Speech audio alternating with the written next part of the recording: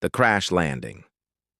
The emergency sirens of Nexus Prime Colony pierced the evening air as Jake Morrison wiped grease from his weathered hands.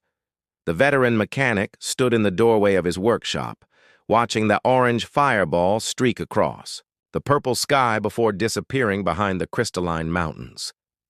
Another ship down, he thought grimly, grabbing his emergency kit from the wall. Jake had seen plenty of crashes in his 15 years on this frontier world. Most pilots didn't survive the violent atmospheric entry, especially when their ships were already damaged. But something about this crash felt different. The trajectory was too controlled, too deliberate for a ship completely out of control. His hover truck kicked up clouds of silver dust as he raced toward the crash site. The wreckage was worse than he expected. Twisted metal scattered across the rocky terrain like broken bones. The ship's hull bore the elegant curves and bioluminescent markings of Catherian design, one of the most advanced species in the galaxy. Their technology was legendary, their warriors even more so. As Jake approached the smoking debris, movement caught his eye. Trapped beneath a section of the cockpit was a figure in a torn flight suit. The pilot was unmistakably Catherian, tall, and graceful even in injury, with the characteristic pale blue skin and luminescent markings that pulsed weakly along her arms and face. Her long white hair was matted with purple blood. But what stopped Jake cold was the extent of her injuries. Both legs were crushed beyond saving, severed at the hip. Her left arm hung at an impossible angle, clearly destroyed. By all rights, she should have been dead. Yet her chest rose and fell with labored breathing, and her large silver eyes tracked his movement with startling awareness. "Please," she whispered in accented English, her voice barely audible over the settling metal. "Help me!" Jake had already begun moving debris when the colony's emergency response team arrived. Captain Torres, a no-nonsense woman who ran security, shook her head as she surveyed the scene. "Waste of time, Morrison," Torres called out. "Look at those injuries. Even if we could extract her, she wouldn't survive the medical bay." "She's conscious," Jake argued, continuing to work. "She asked for help." "Be practical," Torres replied. "Catherians don't even consider that living. Their culture sees physical imperfection as spiritual corruption. They'd rather die with honor than live with disability." Jake paused, meeting the injured pilot's silver gaze. Despite her pain, he saw something fierce burning there, a will to live that transcended cultural programming. "What's your name?" he asked softly. "Zara," she managed. "Zara Vex, scout pilot, 7th Fleet. I'm Jake Morrison. I'm going to get you out of here." Torres stepped closer, lowering her voice. "Jake, even if you save her, what then? Her own people will reject her. She'll be an outcast with no way to survive independently." Jake had freed Zara's torso and was carefully examining her injuries. The damage was catastrophic, but she was alive, alert, and asking for help. That was enough for him. "Then I'll help her survive," he said simply. Working with practiced efficiency, Jake stabilized Zara's spine and applied emergency medical patches to stop the bleeding. She drifted in and out of consciousness as he worked, but each time her eyes opened, they found his face with desperate hope. "Why?" she asked during one lucid moment as he prepared to transport her to his workshop rather than the colony medical center. "Because everyone deserves a chance," Jake replied, securing her to a hover stretcher. "Because being broken doesn't mean being worthless." Zara's luminescent markings flickered weakly. What Jake would later learn was the Catherian equivalent of tears. In her culture, she was already dead. A warrior who could not fight, a pilot who could not fly, a being who could not maintain the physical perfection her species demanded. Her own people would have performed the ritual of severance, peacefully ending her life to preserve her honor. But this human saw something different. As consciousness faded again, Zara felt herself being lifted with surprising gentleness. Jake Morrison's calloused hands were careful with her broken body, treating her not as damaged goods, but as a person worth saving.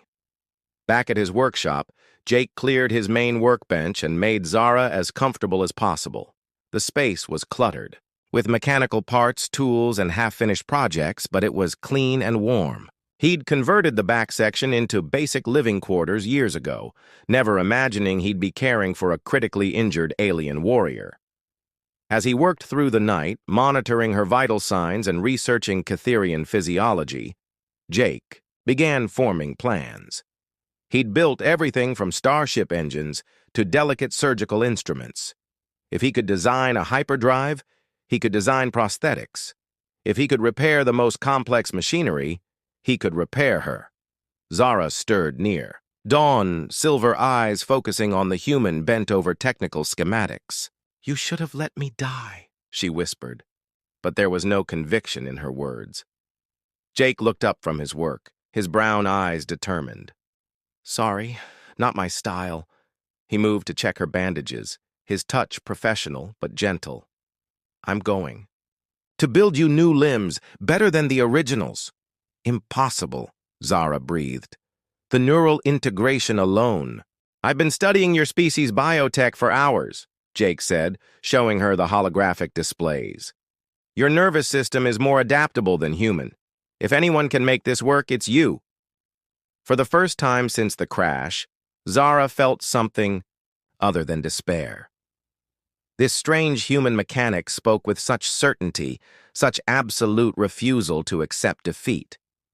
In Catherian society, her condition was a death sentence. Here, in this cluttered workshop on a frontier world, it was merely a problem to be solved. "My people will not understand," she warned him. "They will call me corrupted, unnatural." Jake smiled, the expression transforming his weathered face. "Good thing we're not on your homeworld, then. Different rules here." As the twin suns of Nexus, Prime rose over the mountains, casting rainbow light through the workshop windows, Jake began the most important project of his life. And Zara Vex, broken warrior of the Catherian fleet, began to believe that perhaps being broken wasn't the end of her story after all.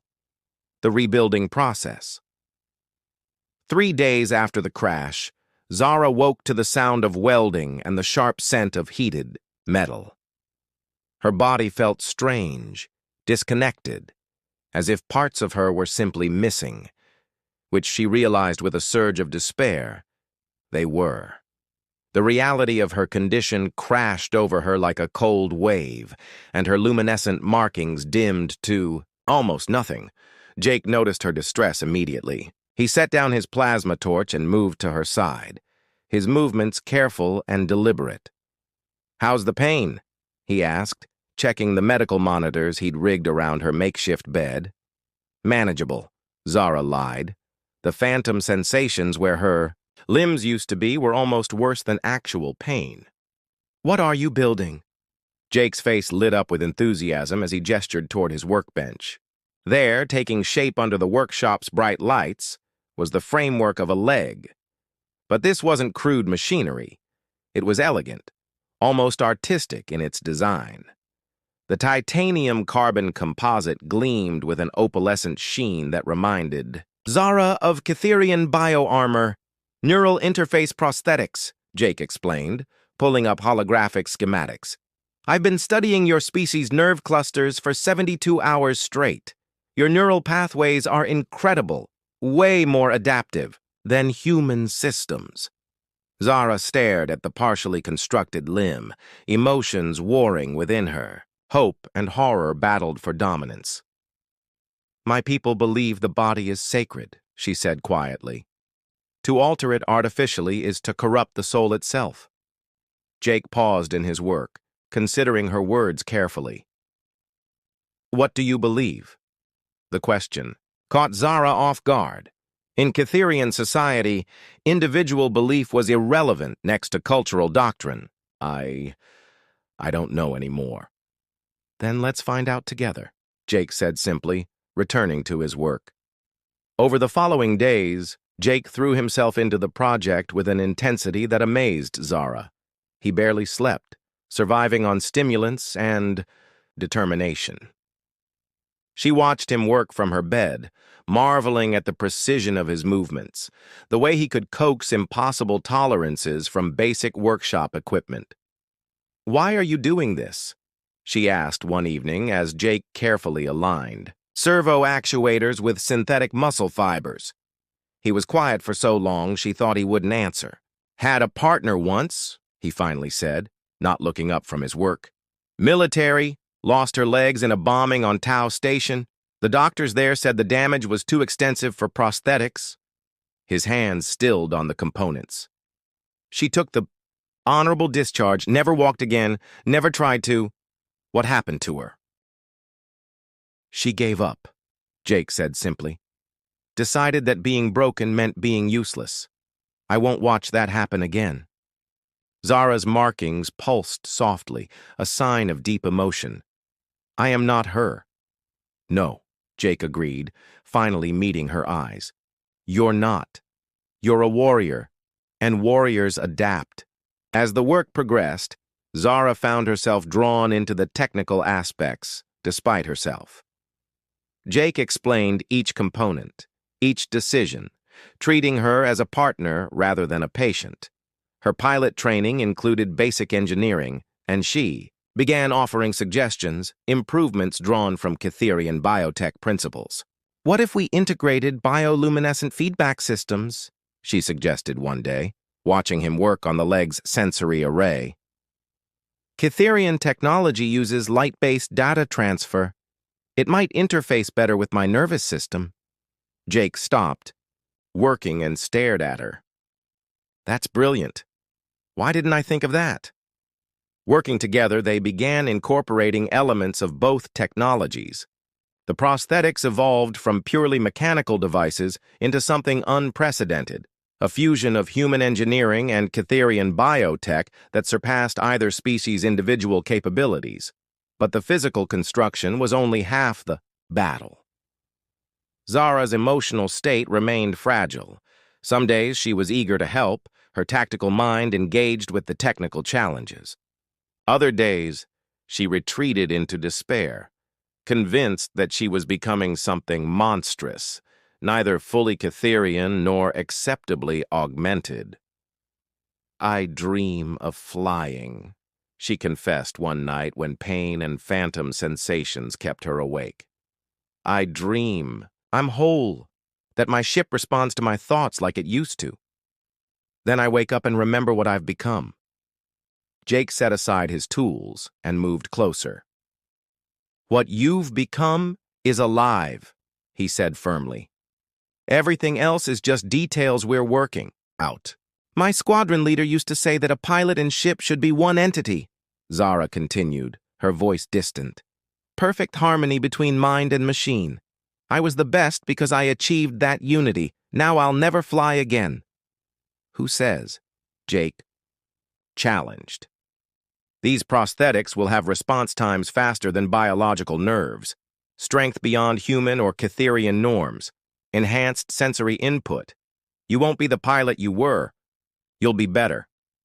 Zara's luminescent markings flickered with what might have been hope. "You truly believe that?" "I believe in adaptation," Jake said. "I believe in refusing to accept limitations. And I believe in you." The first prosthetic leg was completed after 2 weeks of constant work. As Jake made final calibrations to the neural interface, Zara watched with growing anticipation and terror. This moment would determine whether Jake's faith in her was justified or misplaced. "Ready?" he asked, holding the interface crown that would link her nervous system to the prosthetic. Zara closed her eyes and nodded. She felt the gentle pressure as Jake positioned the neural crown, then a strange tingling sensation as the bioluminescent pathways activated. Suddenly, impossibly, she could feel the prosthetic leg as if it were part of her body. Her silver eyes snapped open, wide with wonder. "I can feel it," she whispered. "Stars above, I can actually feel it." Jake's grin could have powered the workshop's generators. "Try to move the toes!" Zara concentrated, and the prosthetic foot responded instantly, toes flexing with perfect precision. The bioluminescent strips along the leg pulsed in rhythm with her heartbeat, creating patterns of light that complemented her natural markings. "It's beautiful," she breathed, watching the play of light along the artificial limb. "It's not crude machinery, it's art." "It's you," Jake corrected. "Enhanced, adapted, but still fundamentally you." For the first time since the crash, Zara smiled. A real smile that reached her silver eyes and made her markings dance with joy. Perhaps Jake Morrison was right. Perhaps being broken was just the first step toward becoming something extraordinary. First steps to freedom. 6 weeks after the crash, Zara Vex stood for the first time in her new body. The workshop fell silent except for the gentle hum of the prosthetics power cores and the soft chiming of bioluminescent feedback systems. Jake held his breath as Zara shifted her weight, testing the connection between flesh and machine.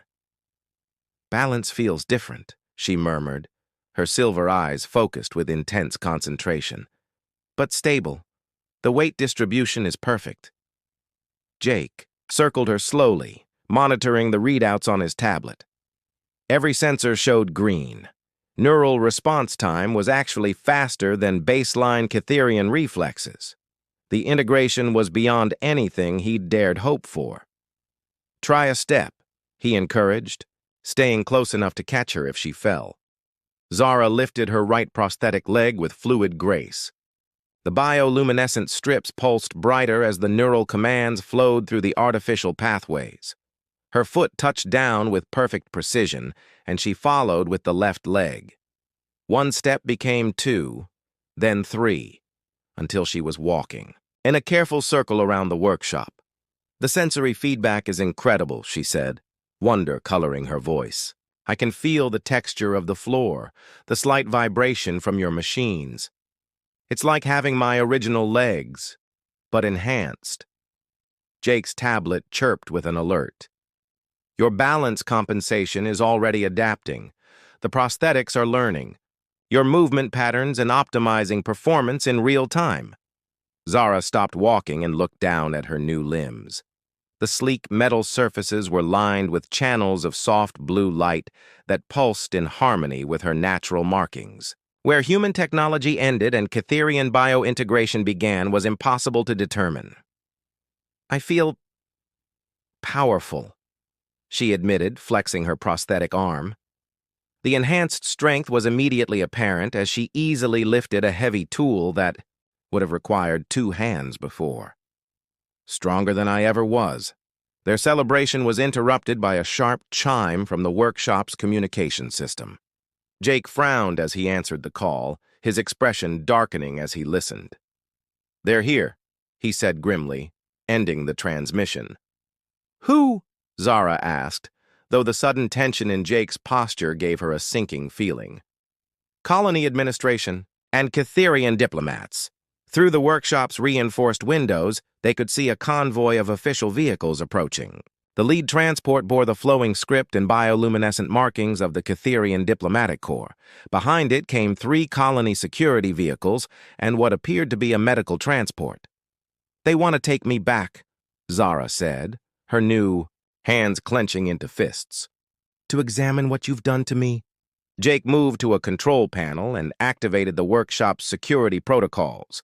Heavy blast shutters began descending over the windows.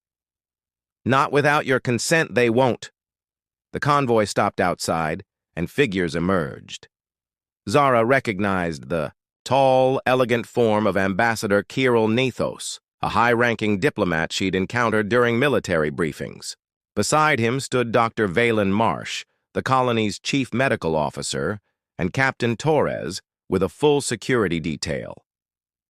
Ambassador Nethos activated an external speaker. "Pilot Vex," his melodious voice carried clearly through the workshop's walls. "I am Ambassador Nethos of the Cytherian Diplomatic Corps. By order of the High Command, you are to be remanded to Cytherian custody for proper medical evaluation and cultural reintegration." Zara's bioluminescent markings flared with anger.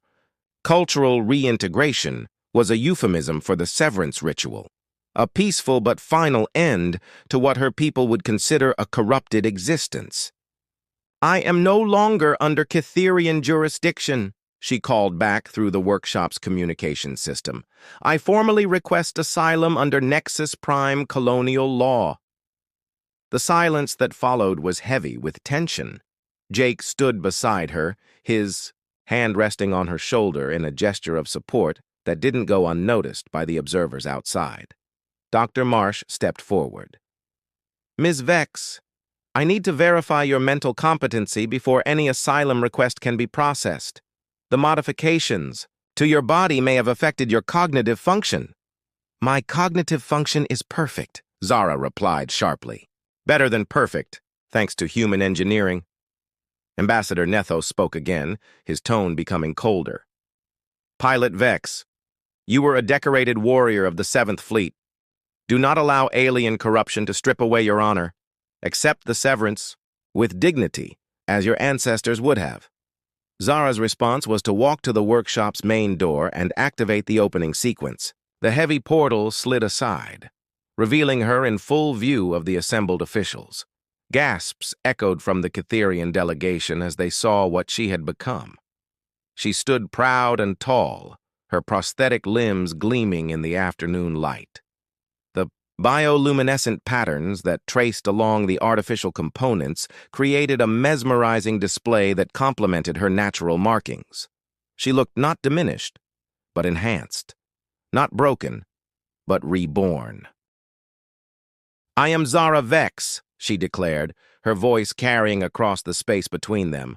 "I was a pilot of the 7th Fleet. I crashed, I was broken, and I chose to live. This human," she gestured to Jake, who had stepped up beside her, "saw worth in saving me when my own people would have let me die. I choose him. I choose this life. I choose to be more than what I was." Ambassador Nethos recoiled as if struck. "You are no longer Cytherian," he said with disgust. "You are an abomination." "Then I'm the most beautiful abomination in the galaxy," Zara replied with a smile that made her markings dance.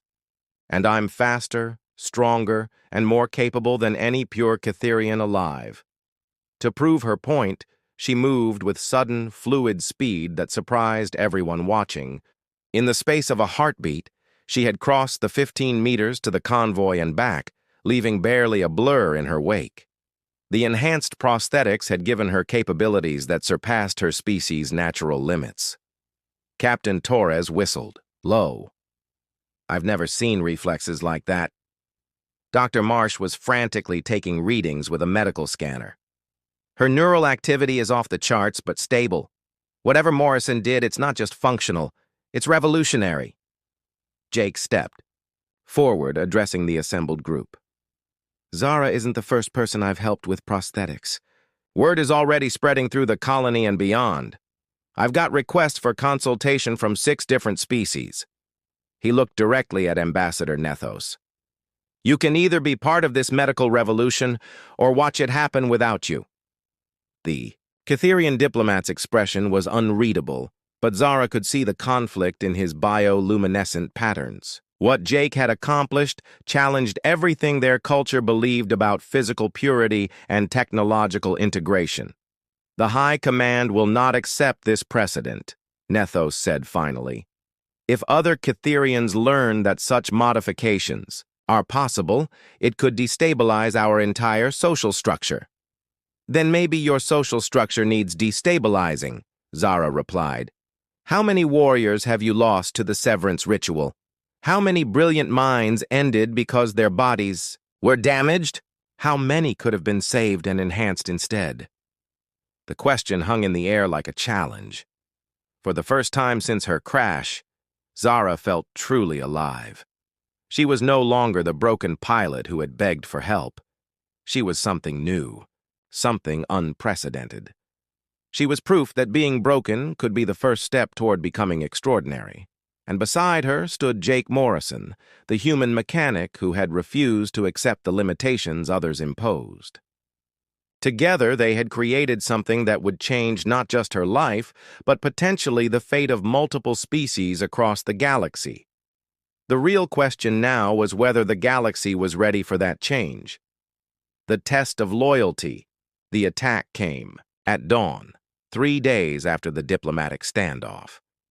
Jake was calibrating Zara's arm servos when the workshop's perimeter alarms screamed to life. Through the blast shutters, they could see sleek Cytherian combat ships descending like silver daggers through the morning sky. "Military vessels," Zara said grimly, her enhanced vision identifying the markings. "7th Fleet Enforcement Division. They're not here to negotiate." Jake's hands moved swiftly across his control panels, activating every defensive system his workshop possessed. "How long do we have?" "Minutes, maybe less," Zara replied, her bioluminescent markings shifting to tactical patterns she'd learned in military training. "Jake, you need to run. They'll want me alive, but they'll consider you an obstacle to remove." "Not happening," Jake said firmly, sealing the workshop's main entrance. "We face this together." The first Cytherian soldiers landed with graceful precision outside the workshop. Zara recognized the fluid movements and ceremonial armor of the Sacred Guard, elite warriors tasked with preserving cultural purity.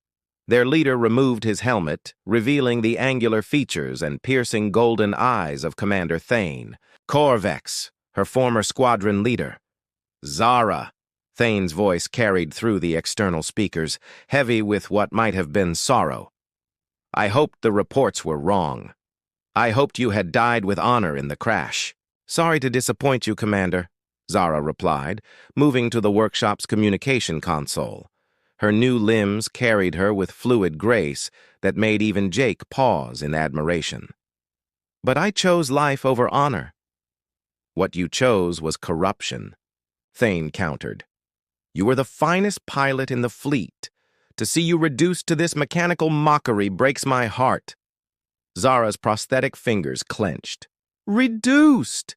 Look at me, Thane. Really look. I'm faster than I ever was. Stronger. More precise. These modifications didn't diminish me. They evolved me." Through the blast shutters, they could see more Cytherian soldiers taking positions. The Sacred Guard moved with lethal efficiency, surrounding the workshop with weapons that hummed with deadly energy. "Stand down, human," Thane commanded, addressing Jake directly. "Release our warrior, and you may leave unharmed. Continue this interference, and you will be eliminated as a threat to cultural stability." Jake stepped beside Zara at the console, his presence a clear answer to the ultimatum. "She's not your warrior anymore. She's her own person, making her own choices." "Humans," Thane said with disgust, "always believing that individual desire supersedes cultural necessity." "Zara, I'm giving you one final opportunity. Surrender yourself for proper severance, and I'll ensure the human dies quickly rather than slowly." Zara's bioluminescent markings flared with rage. "You want me, Thane? Come and take me." The attack began immediately. Energy blasts hammered against the workshop's shields while Sacred Guard warriors attempted to breach the reinforced walls. Jake's defensive systems held, but warning lights indicated the barriers wouldn't last long under sustained assault. "They're trying to cut through the rear wall," Jake reported, monitoring multiple screens. 3 minutes until breach." Zara was already moving, her enhanced reflexes allowing her to process the tactical situation faster than any biological mind could manage. "Jake, do you have any combat protocols in these prosthetics?" "I built them for reconstruction, not warfare," Jake replied, then paused as an idea struck him. "But the strength limiters are software-controlled. I could disable them." "Do it." Jake's fingers flew over his keyboard, unlocking restrictions he'd built into the prosthetics for safety reasons. Immediately, Zara felt power surge through her artificial limbs. The sensation was intoxicating, like being connected to a starship's reactor instead of a portable power cell. "How much stronger?" she asked, flexing her prosthetic hand experimentally. About 10 times baseline Cytherian norms, Jake said with a grin that was equal parts pride and worry. Try not to break anything important. The rear wall exploded inward in a shower of sparks and twisted metal. 3 sacred guard warriors flowed through the breach with lethal grace, their energy weapons already charged and ready. They expected to find a crippled exile and a primitive human mechanic. Instead, they found a force of nature. Zara moved faster than their enhanced senses could track. Her prosthetic legs launched her across the workshop in a single bound, covering 20 meters, before the first warrior could adjust his aim. Her artificial hand closed around his weapon, and with a casual squeeze, she crushed the advanced energy rifle like paper. The second warrior managed one shot before Zara's enhanced arm caught him across the chest, sending him flying into the workshop wall with enough force to crack the reinforced metal. The third warrior, showing remarkable presence of mind, activated a personal shield and tried to retreat. Zara's prosthetic leg kicked through his shield as if it were made of soap. The warrior collapsed, stunned but alive. "Impossible, Commander." Thane's voice crackled through the damaged communication system. "No Cytherian possesses such speed and strength." "I'm not just Cytherian anymore," Zara replied, standing over the defeated warriors. Her bioluminescent markings pulsed with exertion and triumph. "I'm something new, something better." Outside, the remaining Sacred Guard warriors exchanged uncertain glances. Their entire tactical doctrine was based on fighting enemies with known capabilities. Zara had just demonstrated abilities that exceeded their training parameters. Jake watched in amazement as Zara efficiently disabled the 3 warriors' equipment while leaving them unharmed. "You could have killed them," he observed. "They're following orders, not acting from malice," Zara replied. "Besides, killing them would prove their point about corruption. Showing mercy while demonstrating superiority sends a different message." "Commander?" Thane's voice returned, now edged with frustration. "Zara, whatever modifications that human performed on you, they've clearly affected your judgment. No true Cytherian would spare enemies in combat." "You're right," Zara said, moving to the main communication console. "A true Cytherian would have killed them without thought, following ancient codes that value death over adaptation. But I'm not bound by those limitations anymore.